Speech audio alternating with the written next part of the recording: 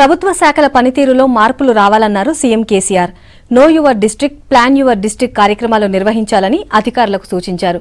జిల్లాల వారీగా అభివృద్ది ప్రణాళికలు రెడీ చేయాలని ఆదేశించారు. ఈ నెల 14న కలెక్టర్ల సదస్సు, 3వ వారంలో అసెంబ్లీ సెషన్కు ప్లాన్ చేస్తోంది ప్రభుత్వం.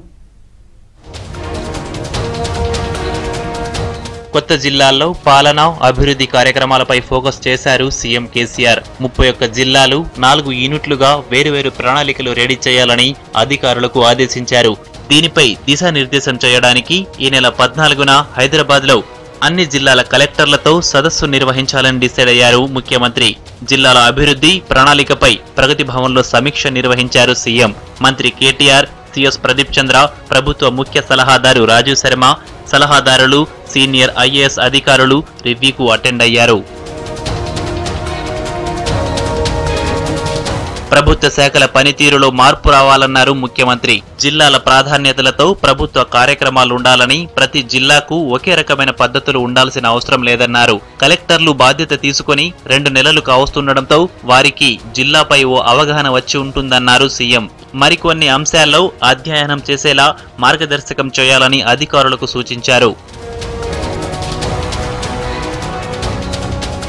మీ జిల్లా గురించి తెలుసుకోండి, మీ జిల్లా ప్రణాళిక రూపొందించండి అనే కార్యక్రమాలను కలెక్టర్లకు ఇవ్వాలని, జిల్లా సమగ్ర సమాచారం తెలుసుకోవడంతో పాటు జిల్లా సమగ్ర అభివృద్ధి కోసం ప్రణాళిక సిద్ధం చేసేలా అధికారులు రెడీ కావాలని ఆదేశించారు. జిల్లాల్లోని కుటుంబాలు, ఆర్థిక సామాజిక పరిస్థితులు, ప్రాజెక్టులు, రైల్వే లైన్స్, ఇరిగేషన్ ప్రాజెక్టులు, వాటి భూసేకరణ పనులు, మిషన్ భగీరథ, బ్యాంకింగ్ వ్యవస్థ, అగ్రికల్చర్, హార్టికల్చర్, ఇండస్ట్రీపై ఇలా అన్నింటిపై సమగ్ర సమాచారంతో పాటు అవగాహన ఉండాలన్నారు సీఎం. ప్రతి జిల్లాకు ప్రత్యేక పరిస్థితులు, ప్రత్యేక వనరులు ఉంటాయని, బలాలు బలహీనతలు బేరీజు వేసుకుని అభివృద్ధి ప్రణాళికలు రెడీ చేయాలన్నారు సీఎం. వ్యవసాయ విస్తరణతో పాటు పండ్లు, కూరగాయల తోటలను ప్రోత్సహించాలన్నారు. చిత్తశుద్ధితో పనిచేస్తే ఏదైనా సాధించవచ్చని, రాష్ట్రంలో విద్యుత్ వ్యవస్థను మెరుగుపరుచుకోవడమే దీనికి ఉదాహరణ అని చెప్పారు ముఖ్యమంత్రి.